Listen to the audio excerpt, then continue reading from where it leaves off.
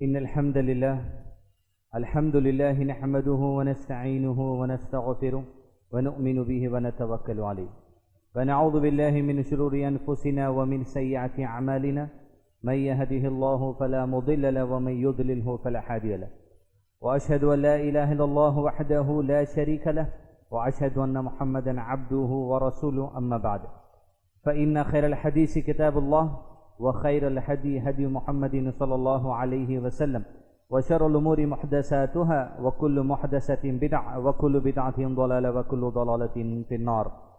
فأعوذ بالله من الشيطان الرجيم. بسم الله الرحمن الرحيم.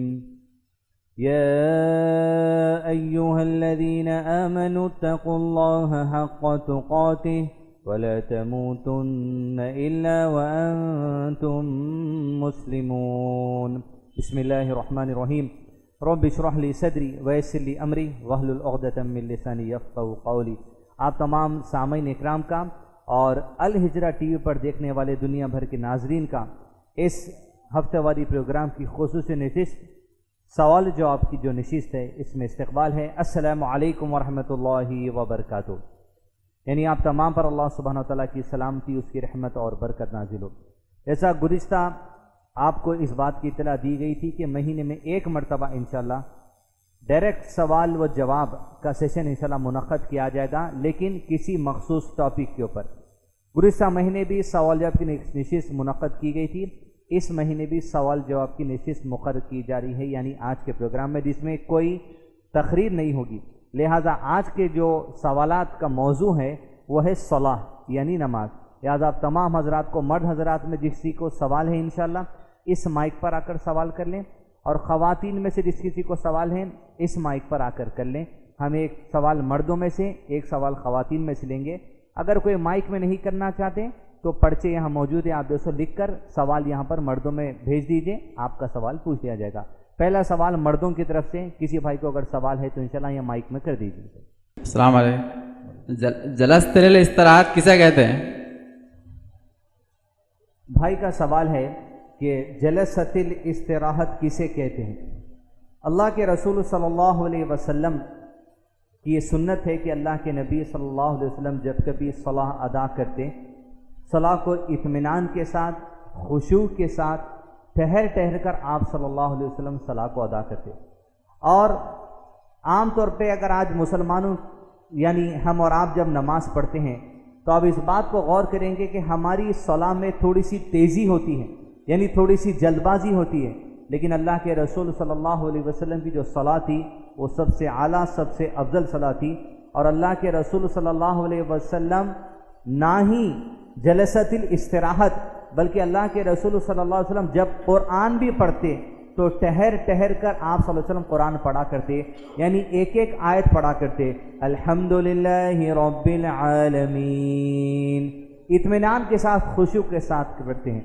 جلست الاستراحت اسے کہا جاتا ہے جب جو سجدے آپ مکمل کر لیں گے، یعنی پہلی رکعت کے 2 سجدے آپ مکمل کر کے جب پہلی رکعت کے 2 سجدوں سے آپ جب دوسری رکعت کے لیے اٹھنا چاہیں گے، عام طور پہ ہم یہ کرتے ہیں دوسرے سجدے سے ڈائریکٹ اٹھ کر جو سو ہاتھ باندھ لیتے ہیں. لیکن اللہ کے رسول صلی اللہ علیہ وسلم کی سنت یہ تھی کہ آپ صلی اللہ علیہ وسلم پہلی رکعت کے دوسرے سجدہ مکمل کرنے کے بعد اٹھتے اور اپنی پیٹھ کو سیدھی کر تھوڑی سی دیر بیٹھ جاتے، اور اس کے بعد آپ صلی اللہ علیہ وسلم دوسری رکعت کے لیے کھڑے ہوتے اور اپنے ہاتھ کو باندھتے. اس کو جلست الاستراحت کہا جاتا ہے، یعنی اللہ کے رسول صلی اللہ علیہ وسلم اس طرح کرتے. دلیل بخاری شریف حدیث نمبر 823. جب آپ صلی اللہ علیہ وسلم صلاح کی طاق رکعت پڑھتے تو کچھ دیر بیٹھنے کے بعد آپ صلی اللہ علیہ وسلم کھڑے ہوتے. حدیث بخاری شریف کی 823. یعنی یہ عمل آپ کو پہلی رکعت سے اٹھتے وقت بھی کرنا ہوگا، اور اگر آپ عشاء کی نماز پڑھ رہے ہیں یا عصر کی نماز پڑھ رہے ہیں یا ظہر کی نماز پڑھ رہے ہیں جس میں 4 رکعت ہوتی ہیں، پہلی رکعت میں بھی عمل ہوگا دوسری رکعت میں اٹھنے سے پہلے، اور چوتھی رکعت میں بھی یہ عمل ہوگا، یعنی تیسری رکعت کے 2 سجدے مکمل کرنے کے بعد جب آپ چوتھی رکعت باندھنے کے لیے اٹھیں گے، تیسری رکعت کے 2 سجدے مکمل کرنے کے بعد تھوڑی سی دیر بیٹھیں گے، اس کے بعد آپ کھڑے ہو کر چوتھی رکعت کے لیے اپنے ہاتھ کو سینے پر باندھیں گے۔ یہ جلسۃ الاستراحت سنت ہے رسول اللہ صلی اللہ علیہ وسلم کی۔ اطمینان کے ساتھ، خلوص کے ساتھ اور پرسکون انداز میں نماز پڑھنے کا طریقہ تھا آپ صلی اللہ علیہ وسلم کا۔ دوسرا سوال خواتین میں سے ہے، آپ اپنے سوال کو پیش کریں سر۔ یہ بہن نے سوال کیا ہے کہ تہجد کے ارادے سے اگر وطر نہیں پڑے اور رات کو نیند نہیں بیدار ہوئی تو وطر ادا کریں فجر کی نماز سے پہلے یا سورج نکلنے کے بعد؟ بہن کا سوال وطر کی صلاح سے متعلق ہے۔ اللہ کے رسول صلی اللہ علیہ وسلم عشاء کی نماز کے بعد نفل نماز ادا کرنے کی آپ صلی اللہ علیہ وسلم کی سنت تھی۔ یاد رکھیے کہ اللہ کے رسول صلی اللہ علیہ وسلم کا عشاء کی نماز کے بعد رات کے دوسرے حصے میں جو قیام ہوتا، یعنی روزانہ اللہ کے رسول صلی اللہ علیہ وسلم رات کے دوسرے حصے میں 8 رکعت نماز پڑھتے تھے، اور اللہ کے نبی صلی اللہ علیہ وسلم 8 رکعت نماز پڑھنے کے بعد کبھی 3 رکعت وتر کی صلاح پڑھتے تھے، یا کبھی 5 رکعت وتر کی صلاح پڑھتے تھے، یا کبھی 7 رکعت وتر کی صلاح پڑھتے تھے، یا کبھی 9 رکعت وتر کی صلاح پڑھتے تھے۔ اس طرح اللہ کے رسول صلی اللہ علیہ وسلم کی سنت تھی کہ آپ صلی اللہ علیہ وسلم وتر کی نماز عشاء کے بعد پڑھتے تھے اور آپ کی لازم سنت تھی۔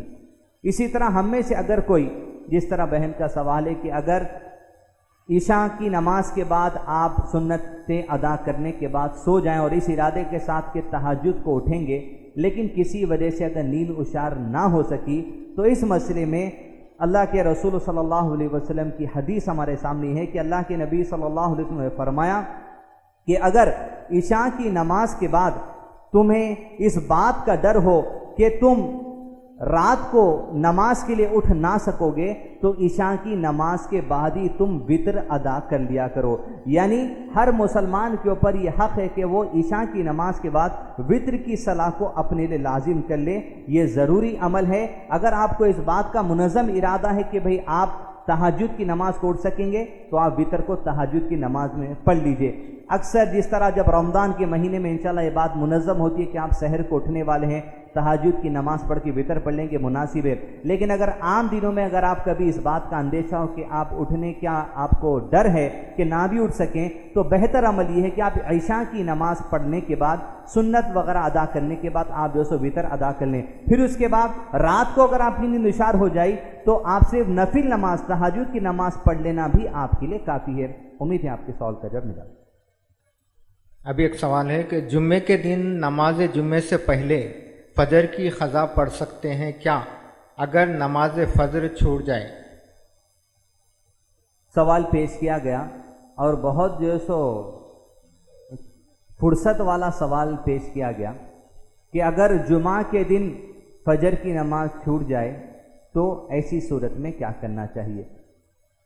سب سے پہلے ایک خوشخبری ہے فجر کی نماز سے متعلق کہ اللہ کے رسول صلی اللہ علیہ وسلم نے فرمایا، فجر اور عصر کی نماز سے متعلق بڑی اہم حدیث ہمارے سامنے ہے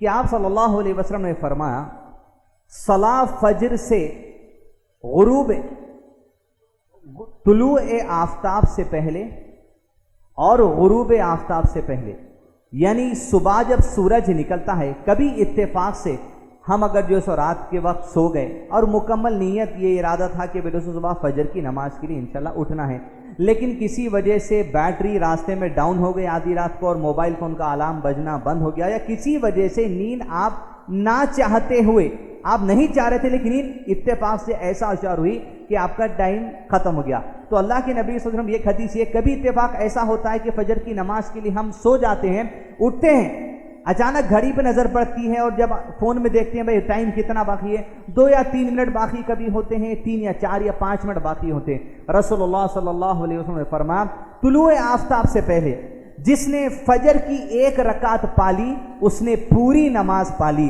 اور غروب آفتاب سے پہلے جس نے عصر کی 1 رکعت پالی اس نے ساری نماز پالی۔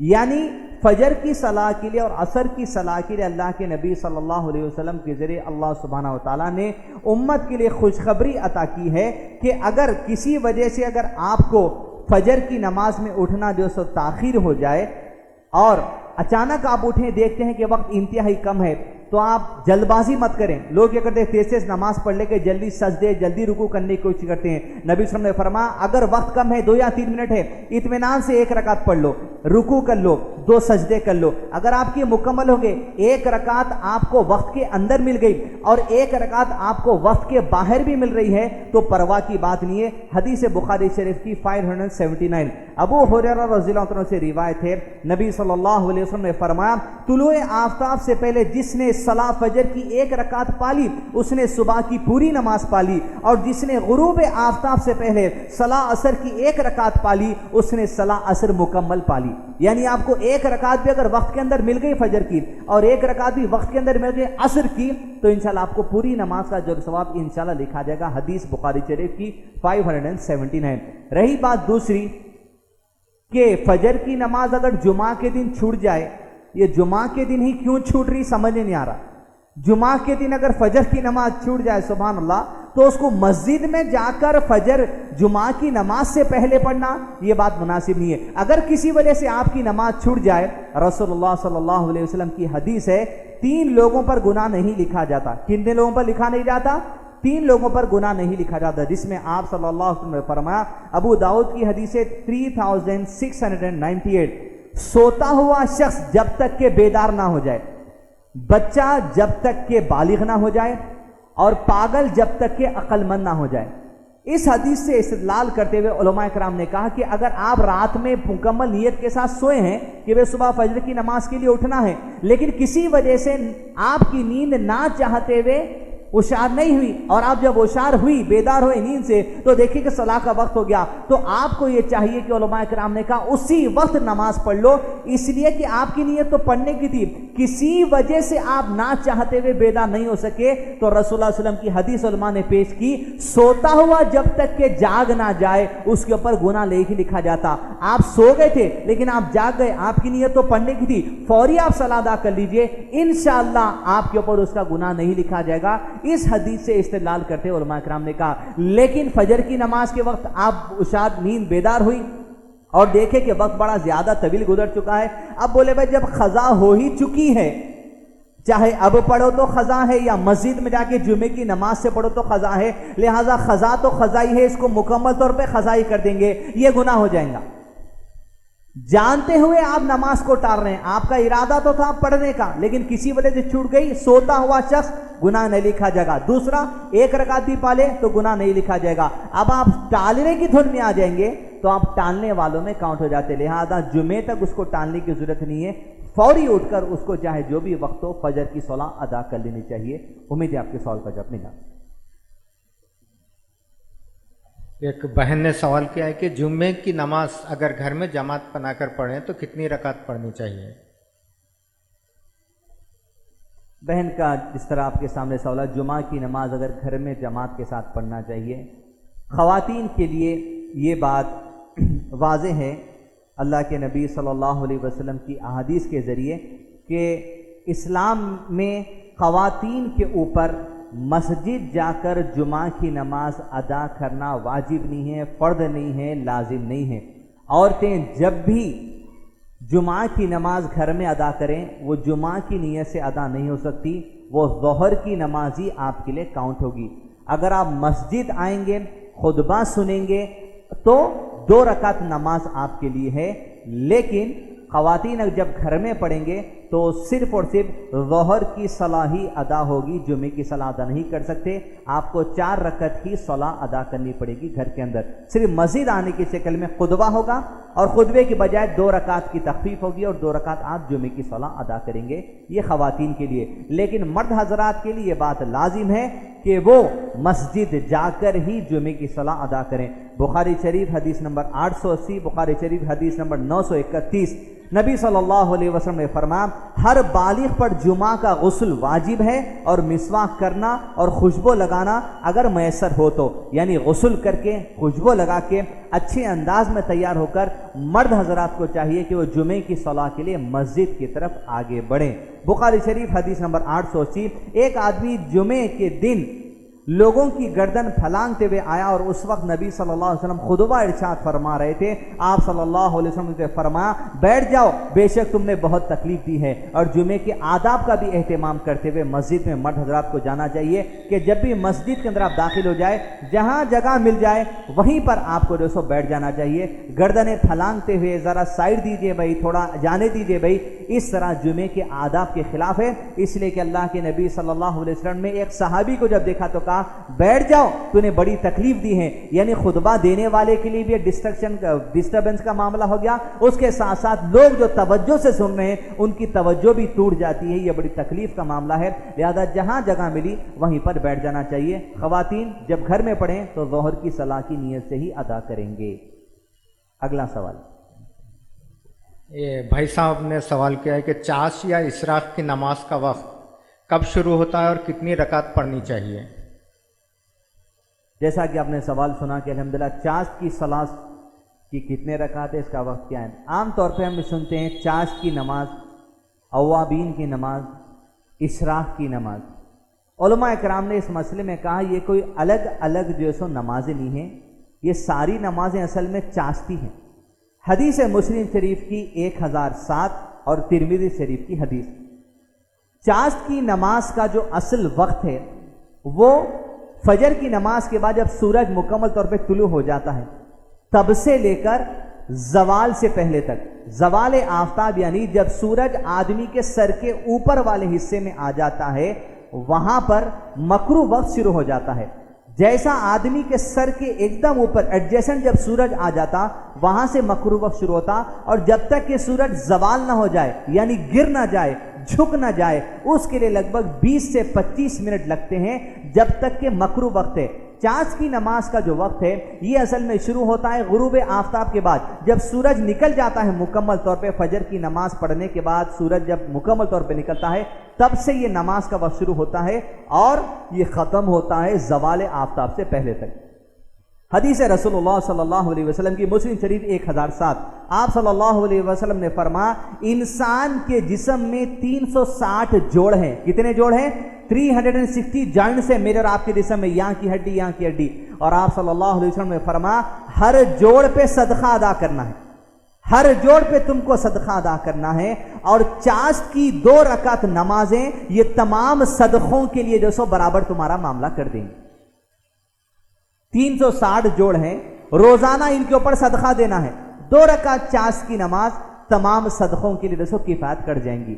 यानी 2 रकात आप जो सो गुरूब आफताब से लेकर, तुलू आफताब से लेकर जवाल से पहले तक कभी भी कौन से भी वक्त में अदा कर सकते हैं। इसके अलावा अल्लाह के नबी सल्लल्लाहु अलैहि वसल्लम की अहादीस में इन रकातों की तादाद 2 भी मिली है, 4 भी मिली है, 8 भी मिली है। मुस्लिम शरीफ हदीस नंबर 747 में ये तादाद मिली है। 2 भी पढ़ सकते, 4 भी पढ़ सकते, 6 भी पढ़ सकते, 8 तक जो सो इसकी गुंजाइश है। लिहाजा कम से कम 2 रकात भी अगर हम नमाज पढ़ेंगे तो 360 जोड़ जो हमारे जिस्म में जिसका सदका रोजाना अदा करना है उसकी तरफ से किफायत हो जाएगा।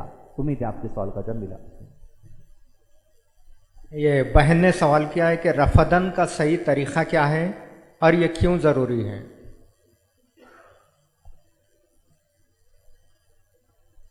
बहन का सवाल है कि रफ़े दैन का तरीक़ा क्या है और ये किस लिए ज़रूरी है।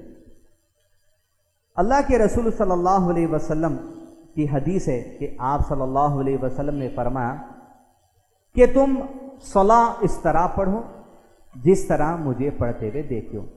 यानी रफ़े दैन के तरीक़े से मुराद ये है, मिसाल के तौर पे जब हम नमाज शुरू करते हैं अल्लाहु अकबर कह के हाथ बांध देते हैं, यानी जब भी अल्लाह के रसूल सल्लल्लाहु अलैहि वसल्लम अल्लाहु अकबर तकबीर कहते, ये सुन्नत मिली है कि आप सल्लल्लाहु अलैहि वसल्लम अपने हाथों को उठाते। इस तरह आप सल्लल्लाहु अलैहि वसल्लम नमाज शुरू करते वक्त अपने हाथों को कंधों तक उठाते। کندھوں تک اٹھاتے، بعض لوگ کان کی لو کو چھوتے ہیں، اس طرح چھونا نہیں ہے، کندھوں تک اٹھانے، اپنے ہاتھ قبلے کی رخ کرنا۔ علماء اکرام نے کہا جس صحابی نے رسول اللہ صلی اللہ علیہ وسلم کی بیچ کی انگلی دیکھی اس نے گویا کان تک سمجھا، یعنی یہ جو بیچ کی انگلی ہے کان کے لیول کو آتی ہے، اس سے مراد کانوں تک ہاتھ اٹھانا ہے، لیکن کانوں کو چھونا نہیں ہے، آپ کو ہاتھ اس طرح کندھے تک اللہ اکبر رکھنا ہے۔ صلاۃ شروع کرتے وقت اللہ کے نبی صلی اللہ علیہ وسلم کی سنت تھی، پلس اس کے بعد حدیث بخاری شریف کی 737 رسول اللہ صلی اللہ علیہ وسلم اپنے دونوں ہاتھوں کو اٹھاتے جب آپ صلی اللہ علیہ وسلم نماز شروع کرتے وقت تکبیر کہتے، اور پھر جب آپ صلی اللہ علیہ وسلم رکوع میں جاتے، اور جب آپ صلی اللہ علیہ وسلم اپنے سر کو رکوع سے اٹھاتے، یہ تینوں وقت میں آپ صلی اللہ علیہ وسلم کی یہی سنت رہا کرتی تھی۔ یہ حدیث اب میرے اور آپ کے سامنے آ چکی ہیں۔ اب اگر میں اور آپ عمل کر لیں گے تو اجر لکھا جائے گا، میں اگر آپ عمل نہیں کریں گے، اگر نہیں معلوم تھا تو کوئی حرج نہیں ہے، لیکن اب معلوم ہو جانے کے بعد رسول اللہ صلی اللہ علیہ وسلم کی حدیث، اگر ہم یہ بہانہ بولے کہ نہیں بے فلاں صاحب یہ بولے تھے رسول اللہ صلی اللہ علیہ وسلم کے زمانے میں، بات اصل میں یہ تھی کہ جو سو بغلوں میں جو سو بت رکھ دیا کرتے تھے، اس وجہ سے وہ لوگ بغل کے بت گرانے کے لیے اپنے ہاتھوں کو اٹھایا کرتے تھے۔ اس بات کو کاغذ لے کے لکھ لیجیے اگر کاغذ نہیں ہے تو۔ اس طرح کی بات کہنا پیارے نبی رسول اللہ صلی اللہ علیہ وسلم پر تہمت لگانا ہے، رسول اللہ صلی اللہ علیہ وسلم کے کردار پر تہمت لگانا ہے۔ یہ ایسے نبی ہے جو نماز کے وقت میں بت رکھتے تھے، نعوذ باللہ۔ اور کیا صحابہ کو چھوٹے بچے سمجھے کہ جب نماز پڑھیں تو آئیے صاحب بت رکھ کے جائیے؟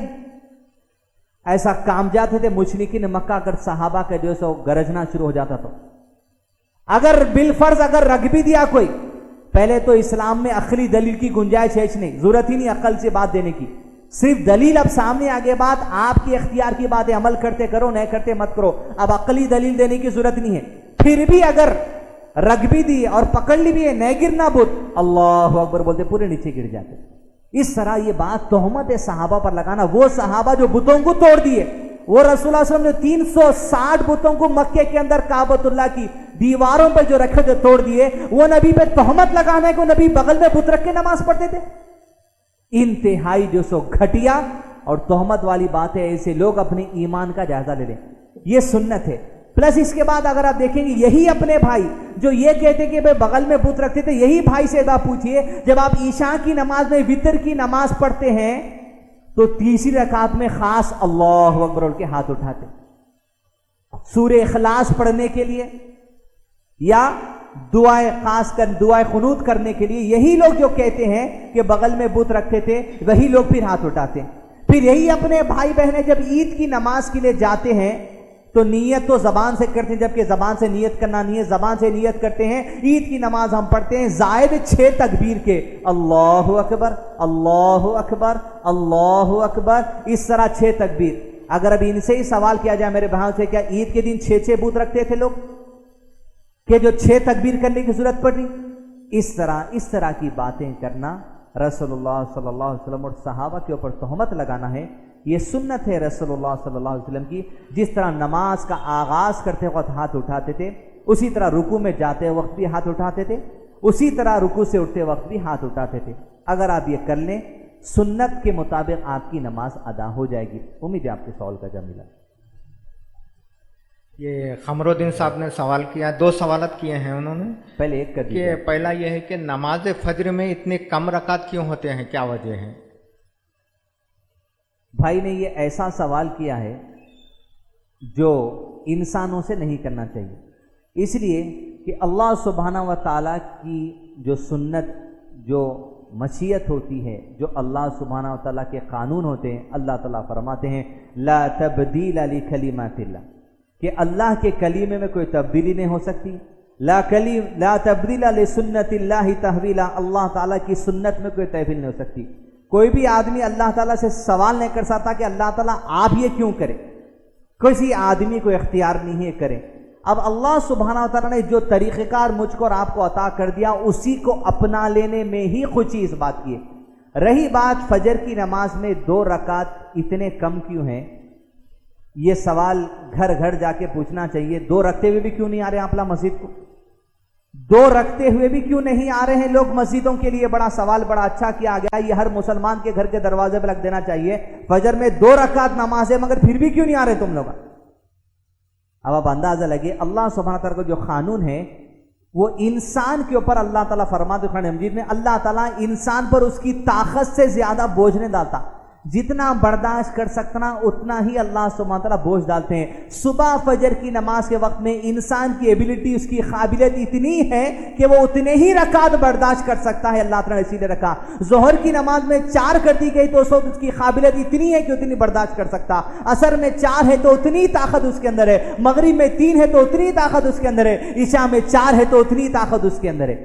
اس طرح اللہ سبحانہ تعالیٰ انسان کی جتنی طاقت اور جتنا انہیں برداشت کر سکتا ہے اسی کے ساتھ سے اس کو آسانی فراہم کرنے کے لیے نماز کے اللہ تعالیٰ کی قبل اس کے کہ معراج کا سفر میں جب نماز فرض کی گئی اس سے پہلے 5 وقت کی نماز نہیں تھی، صحابہ کے لیے اس وقت میں 2 وقت کی نماز تھی، وہ لوگ 2 وقت کی نماز پڑھا کرتے تھے۔ یعنی اس زمانے میں جہاں پر احکامات نازل ہو رہی تھی، شریعتیں نازل ہو رہی تھی، صحابہ کے لیے 2 وقت کی نماز کافی تھی۔ اللہ تعالیٰ یہ سمجھے کہ ان کے لیے ابھی یہ 2 بہتر ہے۔ اس کے بعد جب صحابہ دین میں منظم ہو گئے، احکامات سمجھنے میں منظم ہو گئے، 13 سال تک 2 ٹائم کی نماز پڑھے، 13 سال کے بعد نبوت ملنے کے بعد 5 وقت کی نماز پڑھ کی گئی۔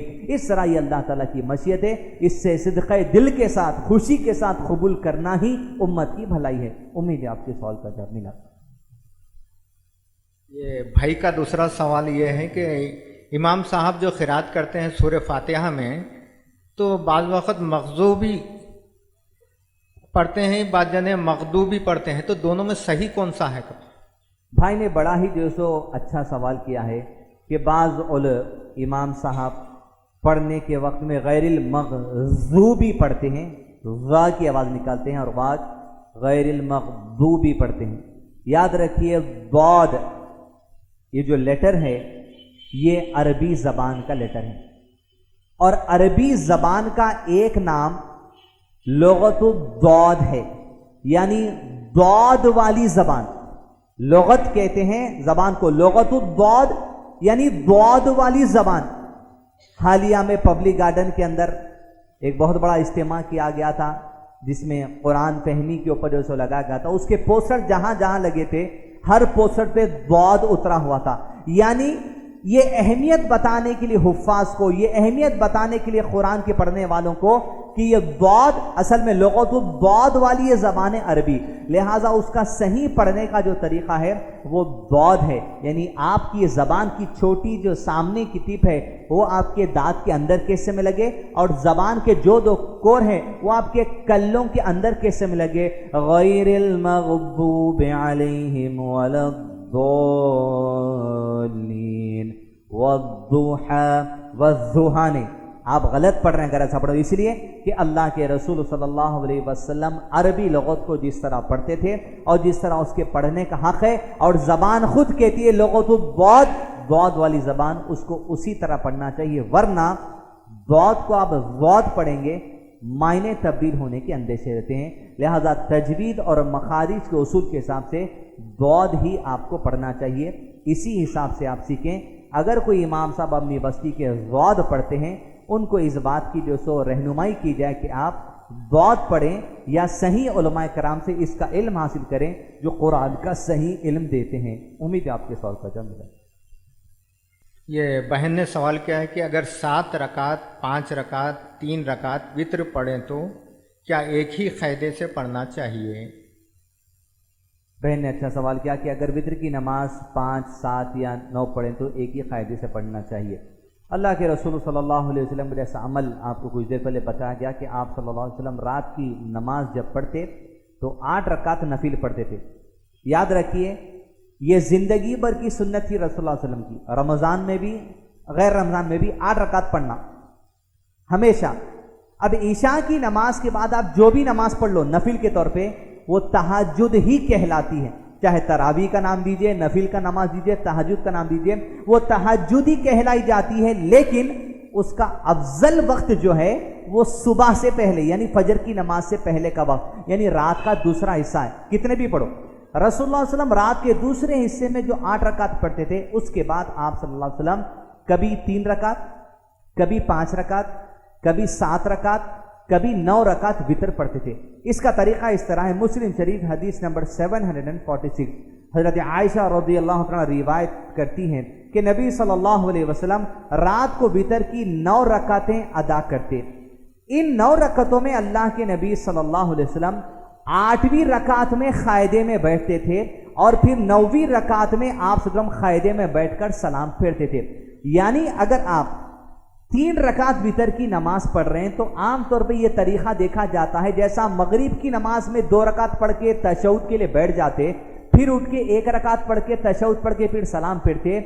वितर की नमाज में जब आप 3 रकात की नीयत पढ़ेंगे तो 2 रकात के बाद तशहुद नहीं है, सिर्फ तीसरी रकात में एक ही तशहुद होगा। अगर आप 5 रकात भी पढ़ेंगे तब भी 5वीं रकात में एक ही तशहुद है, चारों रकातों के दरमियान बैठना नहीं है। अगर आप 7 रकात भी पढ़ेंगे 6 रकात में तशहुद नहीं है, सिर्फ 7वीं रकात में तशहुद है। इसलिए कि अल्लाह के नबी सल्लल्लाहु अलैहि वसल्लम का जो अमल साबित है वो 9वीं रकात, जब 9 रकात नमाज पढ़े तब सिर्फ 8वीं में बैठे, फिर 9वीं में बैठे। जब आप सल्लम 7, 5, 3 पढ़े तो बीच में कभी भी नहीं बैठे। 9 रकात जब पढ़ते थे 8वीं में एक बैठते थे और 9वीं में एक दूसरा तशहुद करके आप सल्लम सलाम फेरते थे। लिहाजा जब भी आप 3 रकात वितर की नमाज पढ़ें तो एक ही तशहुद उसमें होगा, 2 रकात के दरमियान तशहुद नहीं होगा, सिर्फ तीसरी रकात के बाद ही तशहुद पढ़कर आप सलाम फेरेंगे। उम्मीद आपके सवाल का जवाब मिला। दूसरा सवाल भी बहनी का है कि वितर की नमाज में दुआए क़ुनूत क़ियाम के बाद पढ़ना चाहिए या उठने से पहले पढ़ना चाहिए? बहन का सवाल है कि क़ुनूत का तरीक़ेकार क्या है। क़ुनूत के तरीक़ेकार के बारे में उलमा इकराम ने अहादीस की रोशनी में जो बातें बताई हैं वो इस तरह है। सला वितर में रुकू में जाने से पहले क़ुनूत पढ़ना सही है और रुकू से उठने के बाद भी क़ुनूत पढ़ना जायज़ है। क़ुनूत पढ़ना लाजिम नहीं है क्योंकि नबी सल्लल्लाहु अलैहि वसल्लम कभी वितर पढ़ते और वितर में पढ़ते और कभी नहीं भी पढ़ते थे। यानी हर रकात में आप क़ुनूत एक आध बार अगर छोड़ भी गया, कभी भूल से आप डायरेक्ट रुकू में चले गए तो इंशाल्लाह हरज की बात नहीं है। इसका जब आप हाथ बांधकर सूरह फातिहा पढ़ेंगे, फिर सूरह इखलास पढ़ेंगे या जो भी सूरा पढ़ेंगे, उसके बाद आप रुकू में जाने से पहले भी हाथ बांधे हुए या हाथों को उठाए हुए क़ुनूत यानी जो दुआ है रसूलुल्लाह सल्लल्लाहु अलैहि वसल्लम की साबित अहादीस में वो पढ़ सकते हैं। या फिर आप ज़िम्मे सूरा पढ़कर सूरह इखलास या दूसरा सूरा पढ़कर रुकू में चले जाएं और रुकू से उठने के बाद सजदे में जाने से पहले हाथ उठाकर उस वक्त भी आप क़ुनूत पढ़ सकते हैं। ये दोनों तरीक़े जो सो उलमा इकराम ने इसको दुरुस्त करार दिए हैं। उम्मीद आपके सवाल का जवाब मिला। ये भी बहनी का सवाल है कि 2 नमाजों को जमा करके पढ़ना मामूल बना सकते हैं क्या? बहन का सवाल है, जैसा आपने सुना कि 2 नमाजों को जमा करके सला अदा की जा सकती है क्या? कुछ लोग ये अमल जगदीश मार्केट में करते, जैसी मोबाइल की दुकान रहती, जोहर में बैठे हुए रहते, असर में बैठे हुए रहते, मगरिब में बैठे हुए रहते, ईशा के बाद दुकान का शटर बंद करके इत्मीनान से जाके चारों नमाज़ा मिला के पढ़ लेते। सला का वक्त हुआ, जोहर की नमाज चलते गई, अनजान मार के आप बैठे हुए हैं, तो इस्लाम में आप क्या लिखे जाते हैं? रसूलुल्लाह सल्लल्लाहु अलैहि वसल्लम ने हदीस में फरमाया, हदीस इस तरह है कि आप सल्लल्लाहु अलैहि वसल्लम ने फरमाया, कुफ्र व शिर्क, कुफ्र और शिर्क और मोमिन बंदे के दरमियान फर्क करने वाली चीज सिर्फ सलाह है, सिर्फ नमाज है। खाना आप भी खा रहे हैं, खाना हिंदू भी खा रहा, बच्चे आपको भी है, बच्चे उनको भी हैं, शादी आप भी कर रहे हैं, शादी वो भी कर रहे हैं, दुकान आप भी चला रहे हैं, दुकान वो भी चला रहे हैं, लेकिन दोनों के दरमियान फर्क किस बात का है? फर्क सिर्फ इबादत का है। आप अल्लाह के सामने अपने घुटनों और सर को जैसो टेकते हैं, वो किसी मंदिरों के घंटे मारते जैसो फिरते हैं। फर्क यही है, आप इबादत छोड़ देंगे। नबी सल्लल्लाहु अलैहि वसल्लम ने कहा कुफ्र और शिर्क और मोमिन के दरमियान फर्क करने वाली चीज सिर्फ नमाज है। आप ये भी छोड़ देंगे, कोई फर्क ही बाकी नहीं रहा। गोया उलमा इकराम ने कहा एक आदमी जब जानबूझकर किसी नमाज को छोड़ दे काफिर हो जाता जब तक कि रुजू ना कर ले। रात में आप छुट्टियां डिक्लेयर कर दिए केसीआर साहब 10 दिन के, बच्चों को स्कूल जाना नहीं है, लिहाजा आप रात में सोते वक्त ही इस इरादे के साथ सो रहे हैं कि सुबह बच्चों को स्कूल जाना नहीं है, जरा इत्मीनान से उठेंगे, और मोबाइल में आप सुबह के 9 बजे का अलार्म रख के सो गए, जबकि आपको मालूम है कि 4:20 या 4:40 को फजर की नमाज का वक्त शुरू हो रहा है, लेकिन आप रात में सोते वक्त ही फजर की नमाज के बारे में इरादा कर लिए 9 बजे उठूंगी या 9 बजे उठेगा। रात में ही आप फजर की नमाज का इनकार कर दिया गया। आदमी काफिर हो जाता है जो नमाज का इनकार करता है जब तक कि रुजू ना कर ले। रही बात जमा करने की, ये इस तरह नमाज के मामले में खिलवाड़ नहीं किया जा सकता। जमा 2 तरीके के होते हैं। एक जमा है वो जो सफर में किया जाता है, यानी खसर, 2 जमा सलाह को मिलाना। जमा करने के लिए जो सलाह है वो ज़ोहर और असर को जमा कर सकते, और मगरिब और इशा को आप जमा कर सकते। फजर और ज़ोहर को आप जमा नहीं कर सकते, और फिर असर और मगरिब को आप जमा नहीं कर सकते। सिर्फ ज़ोहर असर जमा हो सकती और मगरिब और इशा जो है जमा हो सकती। ये सफर में जब आप जमा करेंगे तो 4 रकात वाली नमाज को 2 कर देंगे, बाकी जितनी नमाजें 3 या 2 की उनको फुल पढ़ेंगे। दूसरी किस्म की जो जमा होती है वो जमा सूरी कही जाती है। जमा सूरी यानी वो कि आप अपने मुकाम पर हैं, सफर में नहीं है, सफर में न रहने के बावजूद आप अगर नमाज को जमा करते हैं उसको जमा सूरी कहा जाता है। जमा सूरी का तरीका इस तरह है कि हदीस इस तरह आई है कि अल्लाह के रसूल सल्लल्लाहु अलैहि वसल्लम मदीने में थे, और हदीस में आया कि अल्लाह के नबी सल्लल्लाहु अलैहि वसल्लम बगैर किसी बारिश के और बगैर किसी डर के आप सल्लल्लाहु अलैहि वसल्लम मदीने में रहते हुए 2 रकतों को मिलाकर पढ़े, यानी 2 रकतों को जमा कर पढ़े।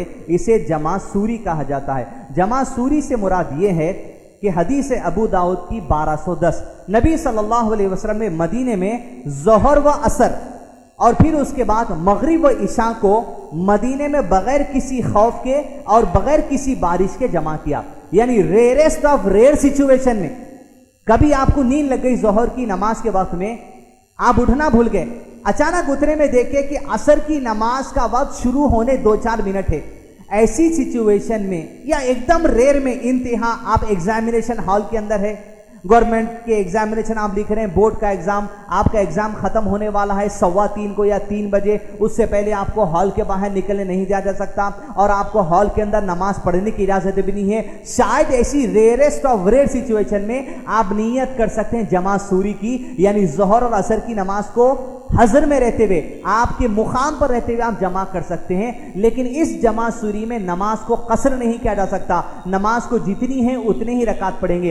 एक अजान दी जाएगी, उसके बाद एक इकामत दी जाएगी, 4 रकात ज़ोहर के नमाज पढ़ेंगे, सलाम फेरने के बाद आप उठेंगे, फिर एक इकामत देंगे, फिर 4 रकात असर के नमाज पढ़ेंगे। इसे जमा सूरी कहा जाता है। रेयरेस्ट ऑफ रेयर सिचुएशन में आप आपके मुकाम पर रहते हुए भी जमा सूरी का अमल कर सकते हैं, जैसा कि अल्लाह के नबी सल्लल्लाहु अलैहि वसल्लम से अबू दाऊद हदीस नंबर 1210 से यह अमल साबित है जो आप सल्लल्लाहु अलैहि वसल्लम मदीने में रहते हुए करें, बगैर किसी खौफ के और बगैर किसी बारिश के। लेकिन इसको आदत बना लेना इंतहाई बड़ा गुनाह हो सकता है। उम्मीद है आपके सवाल का जवाब मिला।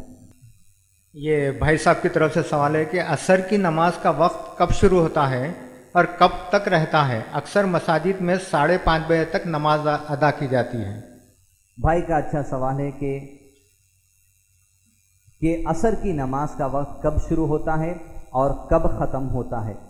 असर की नमाज के बारे में हैदराबाद के अंदर जब ये मामला देखा जाता है कि बहुत ही अफसोस की बात यह होती है कि असर की नमाज बसा औकात असर की नमाज का वक्त शुरू हो जाता और रास्ते से जब कभी गुजरना होता तो बाज़ मसाजिद ऐसे मिलते जहाँ जुमे का अभी खुतबा चलते रहता, जुमे का भी खुतबा चलते रहता और लोग जो है सो ये नमाज के लिए जो सो जाने के लिए सो आमादा होते रहते। कुरान मजीद में अल्लाह सुब्हानहू व तआला फरमाते हैं, हाफिज़ु अला सलावात व सलातिल वुस्ता, अपने नमाजों की हिफाजत करो, बिलखुसूस सलातिल वुस्ता, दरमियान वाली नमाज की। उलमाए कराम ने कहा दरमियान वाली नमाज से मुराद है असर की नमाज, यानी असर की नमाज के बारे में अल्लाह सुब्हानहू व तआला ने खास तौर पर कुरान मजीद में कहा दरमियान वाली नमाज, असर को तो और पाबंदी से اور ہی پابندی سے عصر کی نماز کے بارے میں مجھ کو اور آپ کو احتیاط اور محتاط رہنا چاہیے کہ جب وقت شروع ہو جائے اس کے لیے جو ہے سو فوری جو ہے سو آپ جو ہے سو اس کی نماز ادا کر لے. اس کا طریقہ اس طرح ہے. اللہ کے نبی صلی اللہ علیہ وسلم نے فرمایا, مسلم شریف کی حدیث غالباً 820, آپ صلی اللہ علیہ وسلم نے کہا صلاۃ عصر کا وقت اس وقت شروع ہوتا ہے جب انسان کے قد کا جو سایہ ہے, یعنی انسان جب کھڑا ہو جاتا, انسان کا سایہ جب اس کے قد کے برابر ہو جاتا ہے, اس وقت عصر کی صلاح کا وقت شروع ہو جاتا ہے. حدیث مسلم شریف کی 648. جب آدمی کا اصلی سایہ اس کی ہائٹ اس کے قد کے برابر ہو جائے تب عصر کی نماز کا وقت شروع ہوتا ہے. یعنی آپ کی ہائٹ اگر 5 فٹ 6 انچ ہے, 5 فٹ ہے, آپ دیکھیں گے کہ عصر کی نماز سے وقت سورج جب آپ ادھر آ جاتا, مغرب کی طرف جھک جاتا, ظہر کی نماز کے وقت میں جب سورج آپ کے جسم پر مارتا تو آپ کے قد کا سایہ آپ کو لگ بھگ آپ کی ہائٹ کے برابر دکھائی دیتا. پہلے ہم دیکھتے ہیں ظہر کے بعد سایہ یہاں تک مارتا, پھر تھوڑا یہاں تک, پھر آپ کے پیر کے ناخن تک, پھر تھوڑا بڑھتا, پھر اتنی آپ کو سائے کی ہائٹ دکھتی گویا آپ کی ہائٹ کے برابر آپ کا سایہ ہوگا. رسول اللہ صلی اللہ علیہ وسلم نے فرمایا, مسلم شریف 648 کی حدیث ہے, اس وقت میں عصر کی نماز کا وقت شروع ہو جاتا. اور عصر کی نماز کا وقت کب ختم ہوتا ہے؟ تو آج کے دنوں میں, یعنی آج کی تاریخ میں اگر یہ وقت دیکھا جائے, آپ کی اور میرے قد کا سایہ جب اپنی ہائٹ کے برابر ہو جاتا ہے تو آج کے دن میں عصر کی نماز کا وقت 3:30 کو شروع ہو رہا ہے. کیا وقت شروع ہو رہا ہے؟ 3:30 میں آج کے دن. اور پھر جمعہ آنے والا ہے 4 دن میں. آپ جا کے 4 مسجدوں کا معائنہ کر لیجئے ڈبل پورے میں, اور یہاں پر بادم کے جھاڑ کی مسجد بول کے مشہور ہے, وہاں دیکھیے آپ 3:30 کو خطبہ چلتے رہتا. تو اب اللہ سبحانہ تعالیٰ بہتر جانتے کہ اللہ تعالیٰ ان کی کون سی نماز قبول کرنے والے اپنے بھائیوں کی. وَالصَّلَاةِ الْوُسْطَىٰ, عصر کی نماز بہت ہی پابند ہو جاؤ اس کے لیے, تو خاص طور پہ حکم آ گیا ہے. تو جب اپنا سایہ ہو جاتا آج کے اس میں 3:30, یہ 3:35 ہوتا, 4 بجے تک بھی جاتا, 3:55 تک بھی جاتا. اور ختم کب ہوتا؟ یہ ختم اس وقت ہوتا ہے جب سورج ڈوبنا شروع ہوتا, اور سورج ڈوبنے کے وقت میں سورج کا رنگت زرد ہو جاتی. یعنی کبھی آپ دیکھیں گے آسمان کی طرف یا پتنگ پھیلاتے وقت میں کہ مغرب کا وقت جب شروع ہونے جاتا ہے, سورج جب ڈوبنا شروع ہو جاتا, سورج زرد ہو جاتا, زرد رنگ کا ہو جاتا, لال رنگ کا ہو جاتا. اس وقت میں آپ سورج کو بغیر اینک پہنے کے بھی دیکھ سکتے, آنکھ آپ کی چبھتی نہیں. جب سورج کو آپ ڈائریکٹ آنکھوں سے دیکھ سکتے, زردی رنگ اس کا ہو جاتا, یعنی زعفرانی رنگ, زرد رنگ جیسا ہو جاتا, اس وقت میں عصر کی نماز کا وقت ختم ہو جاتا ہے. اور جب سورج زرد رنگ کا ہو جاتا, زرد رنگ کا ہونے کے بعد سورج ڈوبنا شروع ہوتا. زرد رنگ کا ہونے کے بعد سے ڈوبنے کے لیے سورج لگ بھگ 20 سے 25 منٹ کا وقفہ رہتا. اور رسول اللہ صلی اللہ علیہ وسلم نے فرمایا 3 وقت ایسے ہیں جس میں نماز پڑھنا مکروہ ہے. یہ مکروہ اوقات ہے, اس میں نماز نہیں پڑھنا چاہیے, نماز جنازہ نہیں پڑھنا چاہیے, اور مردے کی تدفین بھی نہیں کرنا چاہیے. پہلا وقت یہ جب سورج کی رنگت لال ہونے کے بعد جب وہ ڈوبتا ہے 20 سے 25 منٹ, یہ ٹائم نہ تدفین عمل میں آنی چاہیے, نہ صلاۃ الجنازہ پڑھنا چاہیے, نہ دوسری نمازیں آپ کو پڑھنی چاہیے. دوسرا وقت ہے جب سورج زوال کو ہوتا ہے, یعنی دوپہر کے وقت میں جب سورج آپ کے سر کے اوپر آ جانے کے بعد زوال, گرنے تک, جھکنے تک, جہاں سے ظہر کی نماز کا وقت شروع ہوتا, پہلے سر پہ آتا, پھر تھوڑا جھک جاتا, جیسا جھکتا وہاں سے ظہر کی نماز کا وقت شروع ہوتا. سر پہ آنے کے بعد جھکنے کے لیے 20 سے 25 منٹ لگتے. یہ وقت بھی مکروہ وقت ہے, اس میں بھی تینوں چیزوں کی ممانعت ہے. اور تیسرا وقت یہ ہے کہ فجر کی صلاح کے بعد جب سورج اپنی پہلی شعاعیں چھوڑ دیتا ہے, شعاعیں چھوڑنے کے بعد پورا سر نکالنے تک, یہ بھی 20 سے 25 منٹ کا وقفہ ہے. اس وقفے میں بھی نماز پڑھنا, صلاۃ النماز, جنازہ پڑھنا اور تدفین کرنا جو سو منع کیا گیا ہے. امید ہے آپ کے سوال کا جواب ملا. یہ سوال بھی بہنی کا ہے کہ تہجد کی 12 رکعت نماز کل کے سروں سے پڑھنا ہی ضروری ہے کیا؟ سوال ہے کہ کیا 12 رکعت نماز میں ایک ہی سورت پڑھی جا سکتی ہے؟ حدیث ہے اس طرح, صحیح ابو داؤد حدیث نمبر 730. اللہ کے نبی صلی اللہ علیہ وسلم دونوں رکعتوں میں سورہ فاتحہ کے بعد آپ صلی اللہ علیہ وسلم نے سورہ زلزال ہی پڑھا تھا. پہلی رکعت میں سورہ فاتحہ کے بعد آپ صلی اللہ علیہ وسلم سورہ زلزال پڑھے تھے, اذا زلزلت الارض زلزالہا. دوسری رکعت میں بھی سورہ فاتحہ کے بعد آپ صلی اللہ علیہ وسلم سورہ زلزال ہی پڑھے تھے. یہ عمل بتانے کے لیے یہ عمل درست ہے, لیکن اس عمل کو عادت نہیں بنایا جا سکتا. ہاں اگر کوئی آدمی کو قرآن یاد ہی نہیں ہے, ایک ہی سورہ یاد ہے, تو پوری نمازوں میں ایک ہی سورہ انہیں پڑھ سکتا, لیکن اس کو عادت نہیں بنایا جا سکتا. دوسری صورتیں بھی آپ کو پڑھنی چاہیے. دلیل ہے کہ آپ 2 رکعت تک اس طرح پڑھ سکتے ہیں. اگر آپ کو یاد ہی نہیں ہے کچھ بھی سوائے سورہ اخلاص کے, تو اللہ کے نبی صلی اللہ علیہ وسلم کے عمل کے ذریعے بات اجازت ہے کہ آپ پوری رکعتوں میں ایک ہی پڑھ سکتے جتنا آپ کو قرآن یاد ہے. امید ہے آپ کے سوال کا جواب ملا. یہ سوال بھی بہنی کی طرف سے ہے کہ نماز میں کن چیزوں کے چھوٹنے پر سجدے سہو کرنا چاہیے, سجدے سہو کا صحیح طریقہ کیا ہے؟ بہن نے سوال کیا کہ سجدے سہو کا جو سو طریقہ کیا ہے. سجدے سہو کا طریقہ دیکھ لیجئے. اس کے بعد سجدے سہو کن وجوہات سے کرنا چاہیے, اس کے لیے الگ الگ باتیں ہیں. اگر اس طرح ہو گیا بول کے اگر آپ بولیں گے تو اس کے بعد ہم بول سکتے ہیں. 2-4 باتیں آپ کو بولنے کی کوشش کریں گے. سب سے پہلے سجدے سہو کا طریقہ ہے بخاری شریف حدیث نمبر 401, ترمذی حدیث نمبر 398, بخاری شریف حدیث نمبر 1226. ان احادیث میں سجدے سہو کا طریقہ بتایا گیا. سب سے پہلا سجدے سہو کا طریقہ یہ ہے کہ آپ چوتھی رکعت یا تیسری رکعت میں سجدے سہو کرنا اگر آپ چاہ رہے ہیں, آپ کو کچھ غلطی ہو گئی, مثال کے طور پہ قرآن میں کچھ آپ غلط پڑھ دیے, زیر کی جگہ زبر پڑھ دیے, احساس ہو گیا غلط پڑھ دیے تھے لیکن دوہرا نہیں سکے, قرآن غلط پڑھی گئی ہے, ایک بار سجدے سہو کر لینا چاہیے. دوسرا, کبھی ڈاؤٹ ہوتا اس لیے کہ چولہے پہ کوکر رکھ کے اپن نماز پڑھنے ٹھہرتے تو پورا ذہن سیٹیوں پہ رہتا اور پورا ذہن دکان پہ رہتا کہ بھئی 3 پڑھے گی 4 پڑھے گی, غفلت رہتی. تو آپ کو کبھی اس طرح کا ڈاؤٹ ہو کہ 3 پڑھے ہیں یا 4 پڑھے ہیں, 2 پڑھے ہیں یا 3 پڑھے ہیں, تو آپ صلی اللہ علیہ وسلم نے فرمایا جب تمہیں اس بات کا ڈر ہو کہ تم 2 نماز پڑھے ہو یا 3 رکعت پڑھے ہو, اپنے شک کو دور کر دو, جو سب سے کمتر ہے اسے پکڑ لو. یعنی 2 اور 3 میں آپ ڈاؤٹ ہے تو نبی صلی اللہ علیہ وسلم نے شک دور کر دو, 2 پڑھ لیے سمجھو, اور پھر آپ صلی اللہ علیہ وسلم نے کہا سجدے سہو کر لو. یہ 2 چیزوں کے لیے سجدے سہو ہے. یا کبھی بھول کے آپ 3 سجدے کر دیے, یا کبھی آپ تشہد میں 2 رکعت کے بعد نہیں بیٹھ کر ڈائریکٹ اٹھ کے پڑھ لیے, 3 رکعت کے بعد آپ کو یاد آیا تشہد نہیں پڑھے, اس مسئلے میں سجدے سہو کرنا چاہیے. طریقہ یہ ہے جب آپ کو احساس ہو جائے اتحیات پڑھ لیں. عام طور پہ طریقہ دیکھنے کو ملتا ہے مساجد کے اندر, تشہد پڑھتے اتحیات للہ والصلوات والطیبات پڑھنے کے بعد امام صاحب السلام علیکم ورحمۃ اللہ پھیر دیتے, پھیر کے 2 سجدے کرتے, پھر اس کے بعد بیٹھتے, پھر اتحیات پڑھتے, پھر درود ابراہیم پڑھتے, پھر دعائے معصورہ پڑھتے, پھر 2 سلام پڑھتے. یاد رکھیے صلاۃ الجنازہ کا جو طریقہ ہے اس میں اللہ کے نبی صلی اللہ علیہ وسلم صلاۃ الجنازہ ختم کرنے کے لیے 1 سلام بھی پھیرے, 2 سلام بھی پھیرے. اب اگر کوئی آدمی نماز کے اندر سجدے سہو کے طریقے کے لیے اگر یہ طریقہ اپنا لے, اتحیات پڑھنے کے بعد السلام علیکم ورحمۃ اللہ بول دیے, ختم, وہی نماز ہو گئی آپ کی.